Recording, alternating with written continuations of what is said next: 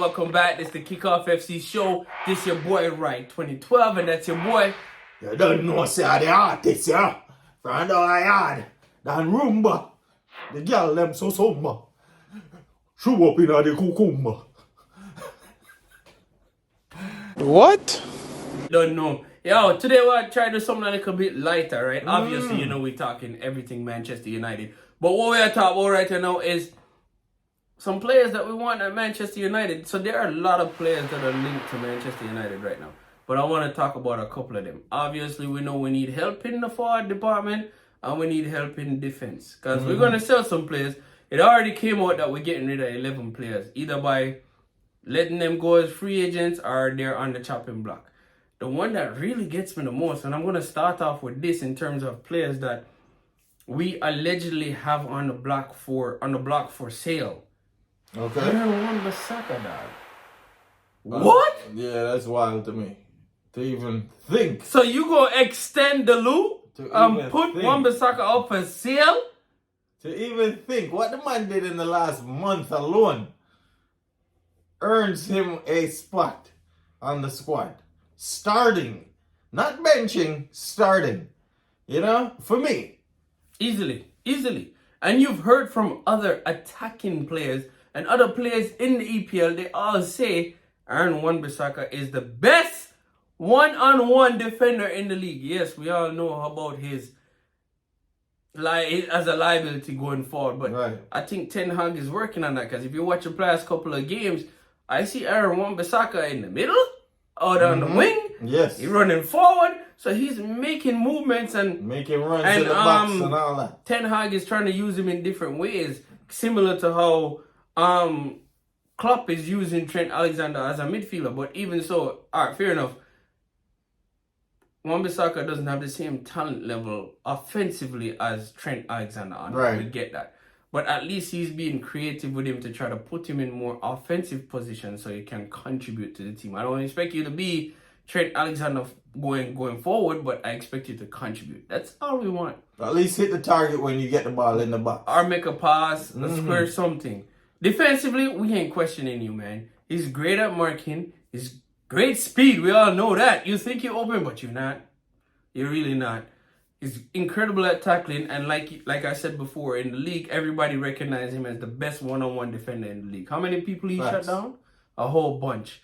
So, and if we're going to get additional defensive support in the summertime, then great. Phil Jones is out.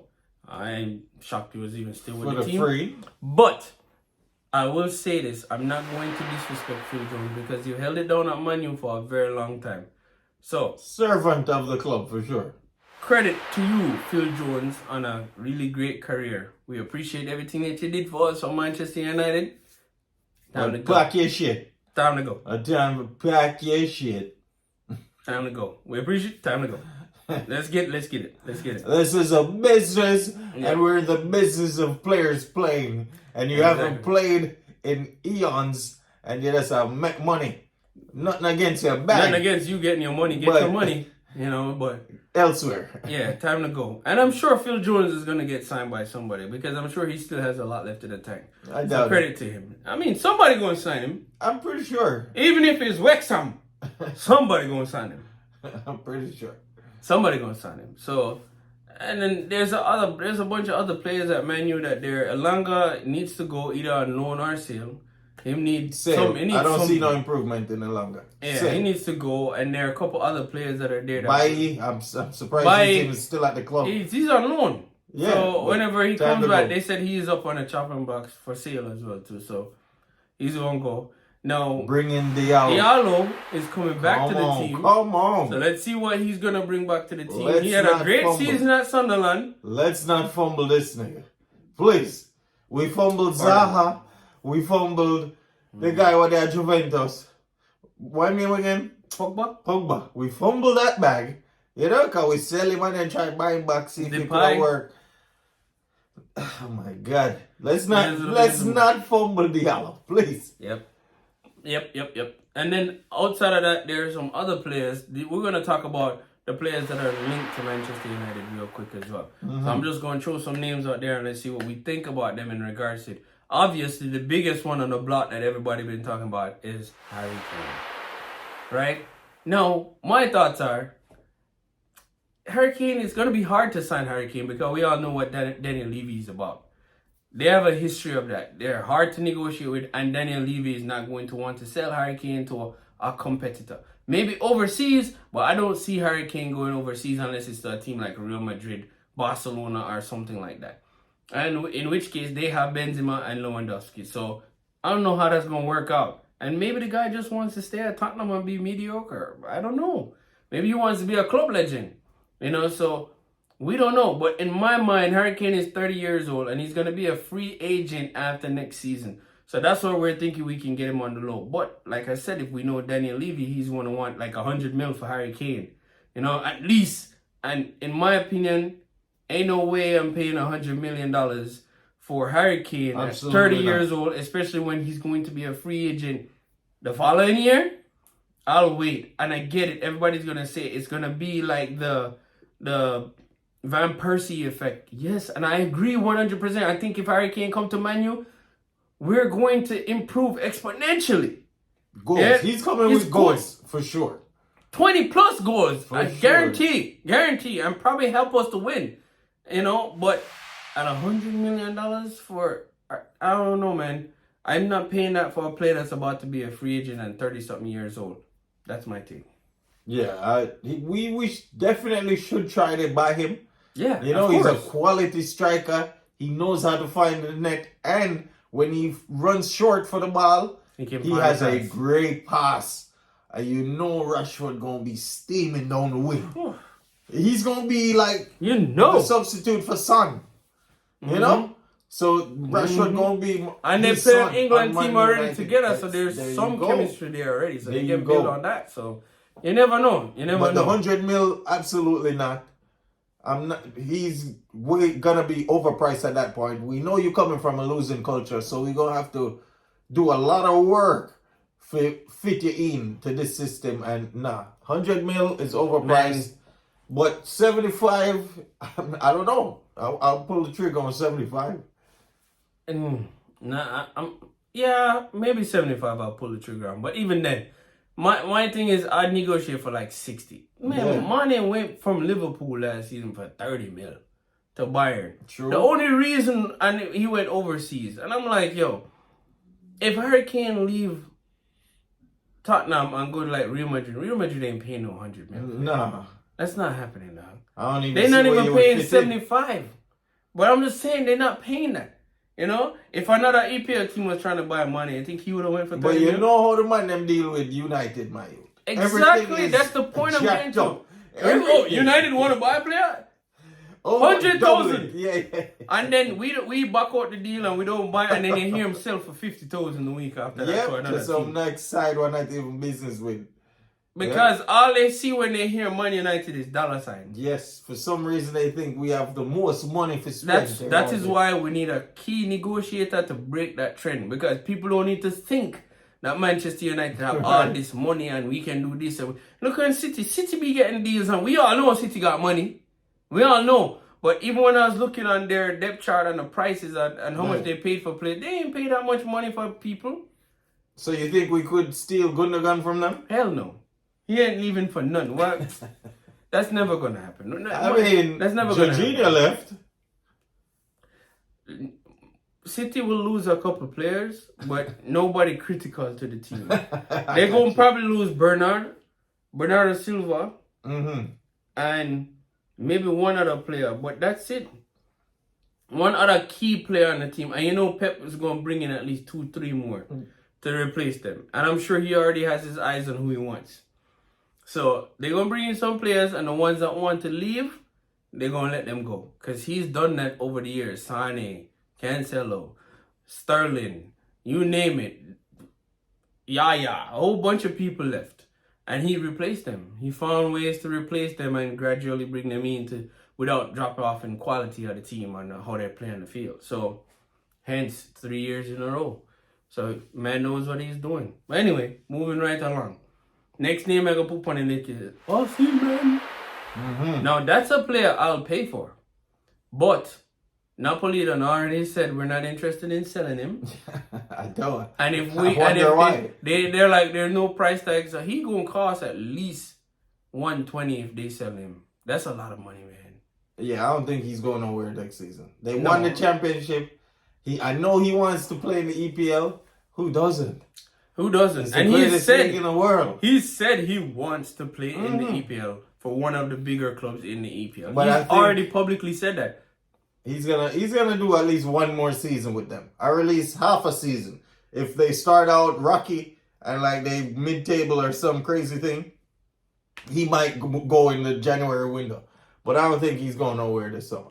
Well, we'll see. Cause this is the time. In my mind, if Napoli have a resolve to let him go, they have to sell him in the summer because that's when they're getting the best price for him.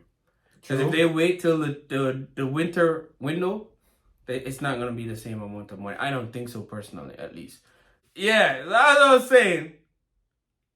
I don't know if Osimhen is going to go, but if they sell him, they have to sell him in the summer window. So let's see. Now, the next player I want to talk about is Evan Ferguson from Brighton. Yeah.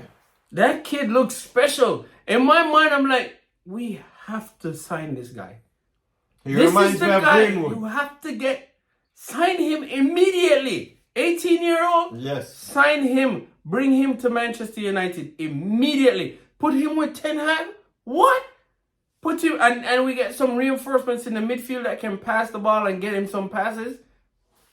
This kid is special. I'm telling you. He has, to me, I feel like he has the ability to score at least 20 goals a season if he plays a full season. If he can't get the supply. And if he can't get the supply and the right team around him, like that kid, you put him on that Man City team, he's scoring. Maybe not as much as Haaland, because Haaland's special. But he's scoring at least 20. So that's what I'm saying. Put this guy on Manchester United and put a nice supporting cast behind him, which we know Bruno have the talent. Right. We know Casemiro and no-look talent.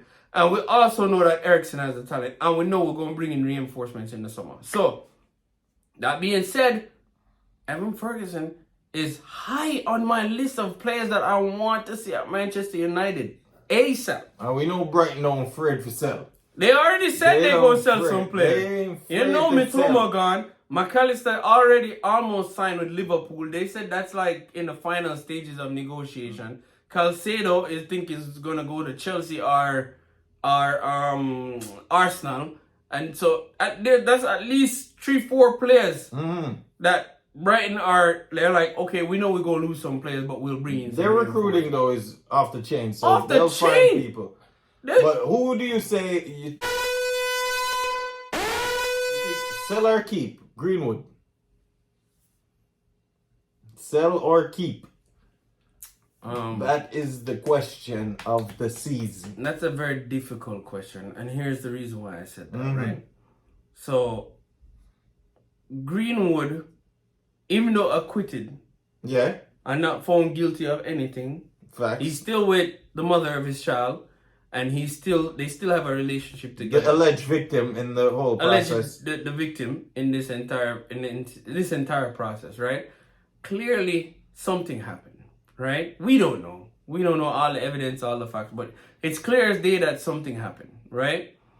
My qualm with this whole thing is if we do bring back, football-wise, if this was just a pure football decision that I'm making right now, 100% I'm bringing back Greenwood, 100%, ain't no question. The kid is special, especially on that right wing. He can shoot with his left and his right. He can assist and he can score, and he works hard. There's no question I'm bringing him back. From an optics perspective, it's difficult, especially when the females, the ManU female team, and a lot of the female supporters around feel, from the vibe that I'm getting on Twitter and some of the feedback I've read and so forth, it seems like they are against him. Because in their eyes, he's an abuser. You understand? So, it's hard. Even not proven guilty. Even not proven guilty. Because something happened. We all know something happened. Hey, man. Something happened. Is it innocent until proven guilty or guilty even if you're proven innocent? Which one is it? Hey. Which one? I'm just trying to figure this out. I don't know. It don't matter. Here would be my recommendation in this case.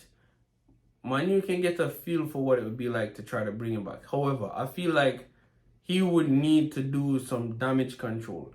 Like It's what, hard to rehab, come in, donate, and that's what Manu do said other in the things. beginning. They said there's a program for him to go through the program, right? go and Anger deal with it. management type vibes. All of that Yeah. stuff. If you put in the work and go through, if you put in the work and he shows it, again, actions speak louder than words. Don't be a Jamaran where you say, "Oh, I understand. I'm never going to do this again," and I understand, and then you turn around a week later and do some dumb shit. Don't do that.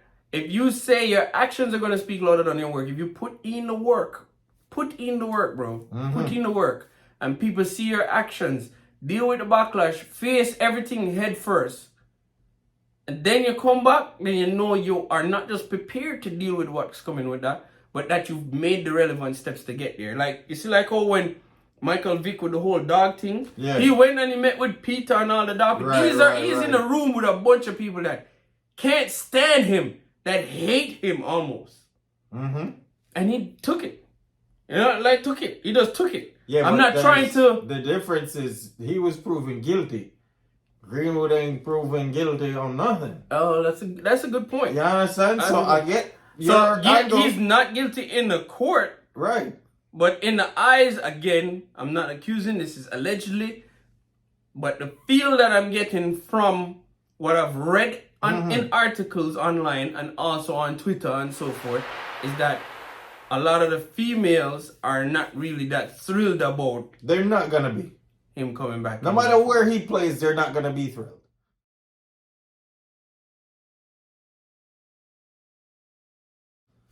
No matter where he plays. But at Manchester United, he's gonna be under the spotlights. True. But I mean, the United team, are we trying? I don't know. Can you imagine the chance that he would get in the stadiums? It's a toss-up.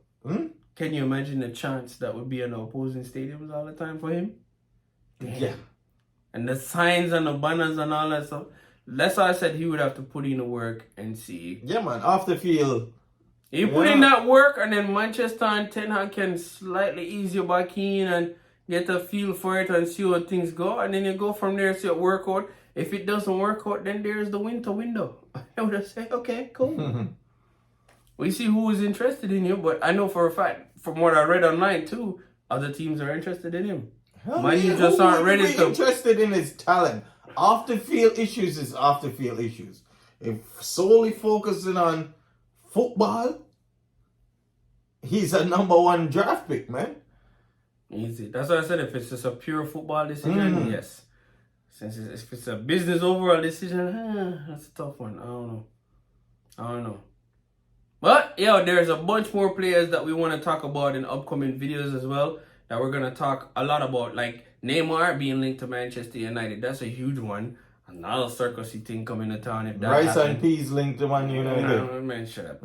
Anyway, Kim, the centre back from Napoli, linked to Manchester United. I heard talks about Pulisic, where he wants to go, and then we're linked with a whole bunch of other players. Like I said, there's a long list, which that's always the case every year. And Manchester United is linked with a bunch of players, but none of it is actually factual, right?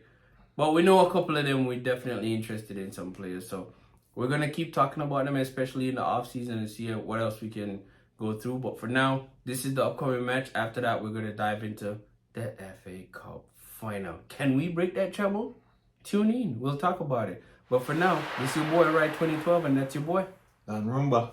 Thank you for watching, man. We appreciate y'all. Like the video. Subscribe. Do that. Yeah, do that. We out of here, man.